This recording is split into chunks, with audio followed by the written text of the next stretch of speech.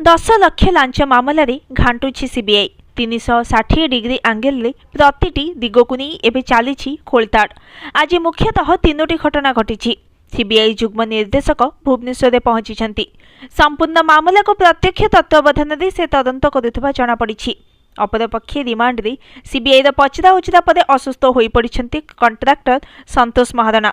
तांकु झाड़ा बांती हेबारु capital hospital भर्ती कर सेहीपरि विष्णुपद सेठी एजाए हाजर होई नाहंती। तेणु कल्पना जल्पना बढ़ी। ता सहित विष्णुपदଙ୍କ सरकारी क्वार्टर सुरक्षा व्यवस्था बढ़ी। एपटे आईएएस विष्णुपद सेठी को भेटिथिले कि B&R निर्देशक होइथिला कि उभयଙ୍କ मध्य किछि डील।